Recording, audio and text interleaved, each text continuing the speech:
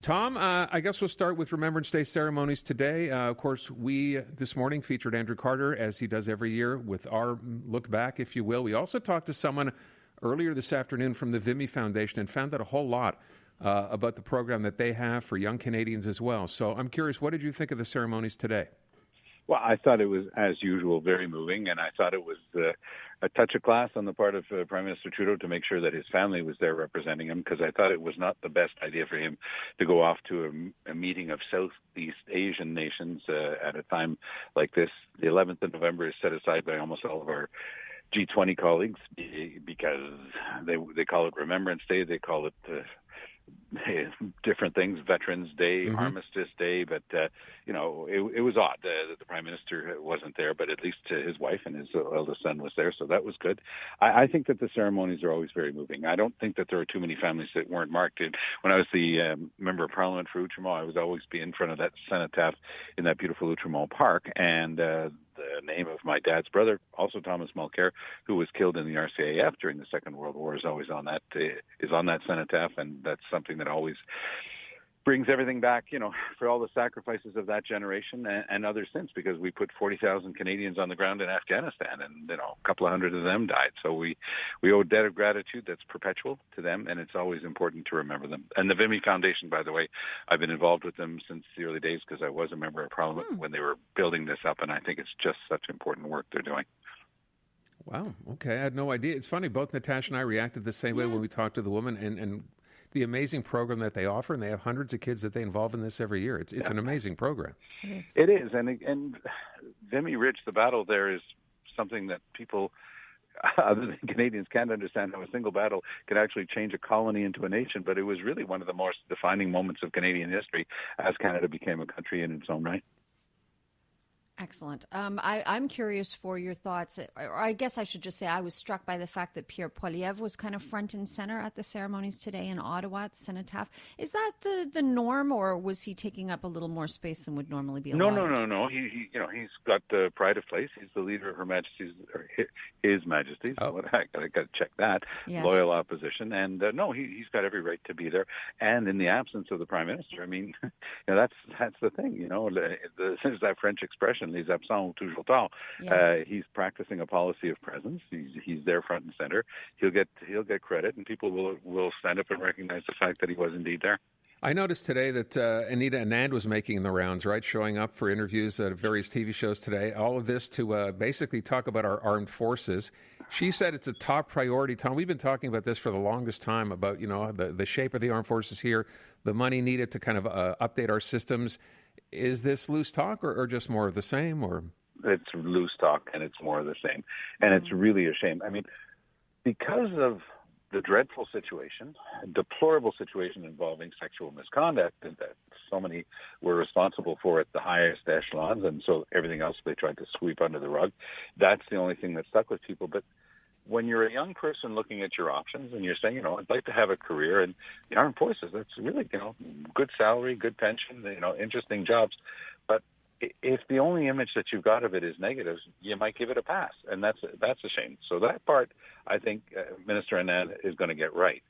She's also somebody who's been in charge of procurement before. She certainly knows more than most other people in the government on that issue. And she's an expert on organization. That should be recognized. But at the same time, we're doing things right now that simply make no sense. And right now, at the Irving shipyards in Halifax, we're supposedly building this whole new generation. Costs are spiraling out of control. There's nobody watching this thing. We will find out that the costs have doubled, tripled, quadrupled by the thing, if the things are ever allowed to come through. This is a design that was essentially already on the shelf with the Brits. We could have made a deal to have some of it done there. We're trying to build them from scratch. I visited those Irving yards. Good people. They had hired some people from the American Navy to try to guide them. But at the beginning, I mean, they were just burning through cash. Most of it, of course, government money, either from the government of Nova Scotia, which was hard-pressed, but was still handing over hundreds of millions, and the Canadian government. And I think it's not that issue as much as that issue is an example of what we get wrong. We're still trying to retrofit and get ready the submarines that we bought from the Brits years ago. One of them, remember, had a tragedy as they were bringing them back over from Britain to Canada. Somebody died on one of these things. they should never have been bought, and they'll never really be in service. So we've got all of these clunkers. We're still flying CF-18s because we could never contrive to find a way to buy the new fighter jets. So we bought some jalopies from the Australians who were junking them, and we added them to our force. It doesn't make any sense. Canada deserves better. As we saw in Ukraine, you can't predict what's going to happen tomorrow in world affairs, and we are not. And it's not just me. It's General Leslie, who was in charge of the armed forces and a former member of parliament who knows this stuff cold. Says, look, we're in absolutely no shape to even participate meaningfully if there was a conflict. And that's something that Canadians should take to heart. I'm switching gears entirely. I really have to say. We do that well. That's okay. We do. It's true. And I was very disappointed because I've been following this fake Doug Ford Twitter account and enjoying it far more than I should. I will just read a couple of my favorite tweets. I need a real egg Sammy from Timmy's or I'm going to blow a gasket. That was yesterday. Earlier today, he tweeted out, folks, you're not going to believe this. I've swallowed another flippin' bee. Oh, no. Yeah. And so, of course, fake account, but it had been verified because somebody paid the $8 to Twitter to allow that to happen. It's You've got to love Elon Musk. I mean, talk about an idiot savant. I mean, this guy, he's brilliant. He built his car company from nothing and to the most powerful in the world. But the guy's a bit of a loon. And so he thinks that people are going to pay $8 to put a blue check beside them. And now we're just finding out that, with an account like this, you can have a lot more fun than the real Doug Ford account. So, yeah. By the way, my favorite Doug Ford fake one today, Tom, is this, which says, folks, apparently there's a lot of sick kids in Ontario right now. If you've got a sick kid, I want you to know that I do not want them anywhere near my cottage. From the fake Doug Ford account on Twitter. I mean, that's the type of thing that he probably says with his inside voice, but he never gets to his outside voice. By the way, if you didn't hear today, and speaking of Elon Musk, there's a clip of him now telling employees there, and as you know, he's fired a whole bunch of them, that they're getting ready to go bankrupt. I listened to the 5 o'clock news, and it's amazing. What's $44 billion US, right? Something you carry around in your back pocket and you're burning through cash because you're a nincompoop when it comes to actual management or something. So, his approach is, we're going through too much cash. What do you say? I just fire everybody. And then the answer is, well, but then you don't have a company anymore. Oh, yeah. That's okay. I'll just keep firing them until we're... Oops, forgot about that part. Tom, we have Mark Tanguay on just coming up after the news at 5:35. Oh, that's going to be great. I'm very glad you got him on. Well, what would you like to ask him? Well, I would say congratulations, first of all, on being chosen by your peers, because it's the other members of caucus who put their hands on his shoulders and said, we need you to lead the party right now. So I think that he deserves recognition for that. I would ask him very simply, how is it possible for you to keep the door open for the run for the full leadership while you're accepting to be the interim leader? That gives you an undue advantage vis-a-vis the others. Don't you owe it to your caucus to clarify this as soon as possible? That would be my question. Okay.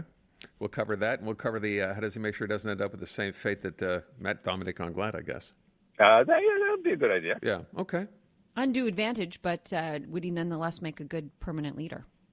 That's going to be up to the members of the party. For now, I can only base myself on his first performance yesterday when he was doing a very good job of giving really fantastic answers around this whole Marie-Claude Nichols kerfuffle, and he was just saying, look, I'm going to sit down, I'm going to have a coffee with her, we're going to get this straightened out. He didn't throw anybody under the bus. He was super loyal to Ciccone, which I thought was great because, there were all sorts of rumblings around how that was all handled. And I think that when you show loyalty to your key players like that, that's a very good start. And I think that Mark Tanguay's going to do very well, but I do think he has to clarify whether everything he says should be interpreted as being the words of a candidate to become the leader, or are they the words of the person who's doing his best to keep the ship upright for the next 2 years before they do finally decide to have a full leadership review. And do you think that's how long it will take, Tom, 2 years before they decide to do this? In caucus, the people that I've been speaking to have been saying one of the mistakes they think that they made was going too quickly for Dominic Anglade. Well, of course, she got caught by the pandemic. That's not her fault or anybody else's.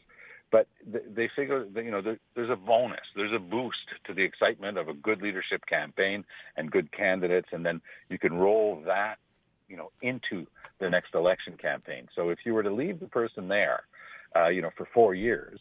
Let's say you chose somebody in the next 3 to 6 months, they'd be there for 3.5 years, let's say, before the next election.